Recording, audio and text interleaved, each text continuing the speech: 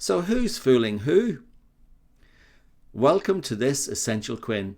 Even though they'd rehearsed it and practiced it, what they ultimately did was harm nothing and accomplish nothing. No one believes anything we say anymore. So that would be a complete waste of time. No one believes that we can be trusted any longer. This is a death blow for that purpose.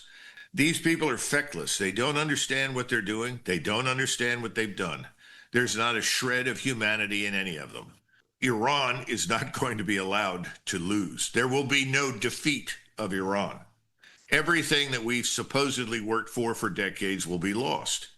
Now, in the long run, this is a damn good thing for us. We need to get out of these places. We need to come home. By deception, we make war. Or, to put it another way, the first casualty in war is the truth. And so it has been with Trump and the American attack on Iran in the third week of June 2025. Do you remember a few months back, the media was giving us stories that Trump and Netanyahu had fallen out? Yet, in his announcement of the Iranian attack, he was fulsome in his praise of Netanyahu. Clearly deception at play. Last week, Trump left the G7 conference early to deal with urgent matters, and that he could make the decision to support Israel's war on Iran in any second. Then, just a day or so later, the day before the bombing missions, he said he would make his decision in the next 14 days. This was all just play acting to satisfy very large egos. He's a bigger fool than can ever be imagined. The decision to bomb Iran apparently was made in March, based on plans already made by Biden around the same time Trump and Netanyahu were supposedly at loggerheads. Of course, it's well accepted that when your country is under threat or in a war, it is not in your government's or military's interest to disclose anything, and the fog of war is an important strategy. A certain country's defence force and secret service may arrogantly claim this for themselves, but of course the Trojan horse was a great deception by the Greeks on the city of Troy, and Sitting Bull deceived Colonel Custer into complacency to win a great victory, long before this state was ever imagined. Trump may think his words of deception has played a key role, but the truth is, as we will shortly hear from Colonel Macgregor, Iran moved all their enriched uranium and centrifuges far away from the bomb targets long before Trump's planes arrived. Apart from costing the US taxpayer a great deal of money, this bombing mission has achieved nothing other than to reveal it takes the Americans' 145 planes to put 6 bombs on 2 targets. Those planes will now be out of commission for at least a month, as Lockheed Martin perform extremely profitable maintenance. I would say that perhaps it is the Israelis and Americans who are being deceived by Iran. Clearly, their advanced air defense systems supplied by Russia and China were turned off, giving the US bombers the clear run to bomb the Iranians' decoy nuclear facilities. So who's fooling who? Welcome to this Essential Quinn. I don't agree with everything Macgregor says in the clips that follow, and as with Scott Ritter, I always ask myself, is this just fake opposition and alternate analysis designed to discombobulate, i.e. confuse us? Confusion and deception is the order of the day and the age. So please stay to the end, when I will leave you with the surest way to identify the liars and deceivers amongst us. Now let's get into the clips of Colonel Macgregor. Thank you for watching. Even though this had been rehearsed for innumerable times over many years.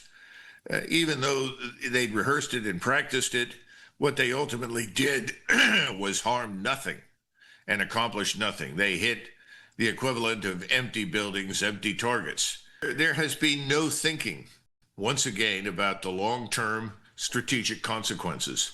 There was no thinking about, is this the right way to achieve the aim? Because if you're an Iranian right now, you're going to do everything in your power to build a nuclear weapon.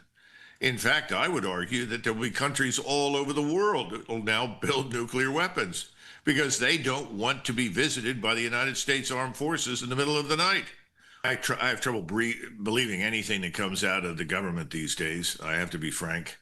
I know there's an awful lot of theater that goes on to try and entertain people and make them think something's happening that isn't. These people are feckless. They don't understand what they're doing. They don't understand what they've done. There's not a shred of humanity in any of them. One look at Gaza alone should be enough to drive people completely out of the region and say, no more cooperation, no collaboration against anyone with Israel until Gaza stops. No one believes anything we say anymore. So that would be a complete waste of time. No one believes that we can be trusted any longer. This is a death blow for that purpose. The people that voted for Donald Trump didn't understand what they were listening to. The signal was unambiguous and clear. You were voting for Israel first. And that's what you got for a cabinet. That's what you got for a government. Now, as you point out, that applied equally to the other side, regardless of what the other side says. We have a government in Washington that is corrupt to its core. It's corrupt, it's ineffective, it's incompetent. And that's what we are now going to discover in the days and weeks and months ahead. The whole place is going to come apart because this war is going to expand. The family dictatorships that controlled the Arabian side of the Persian Gulf are not going to survive this. The Saudis are at high risk. Why are they at high risk? Why is King Abdullah in Jordan at high risk? Because there are hundreds of millions of Muslim Arabs that are saying this is unacceptable. This must stop. And you're going to see new governments come online. We are going to lose everything as a result of this overseas. We are inevitably going to be driven out of the Middle East, the thing that everyone said we were fighting to prevent.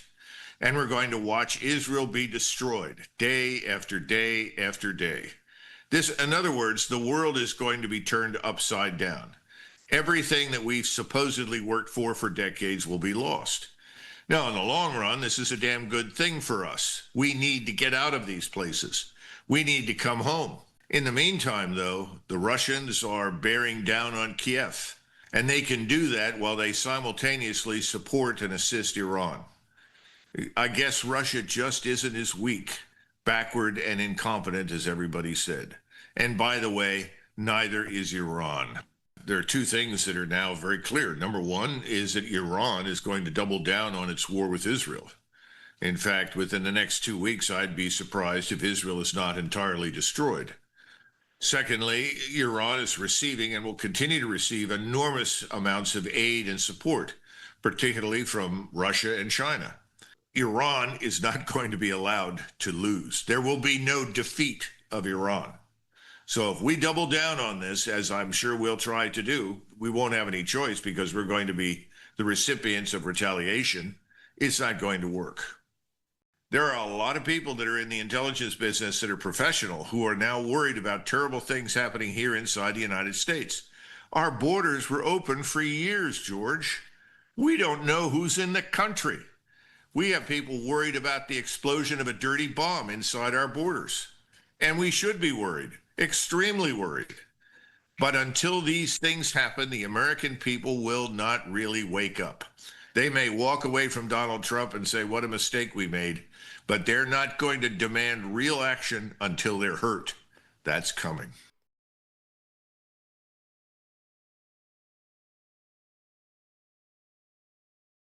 Hey, would you mind liking and subscribing to this video? It is really important for it to reach the widest possible audience. Thank you.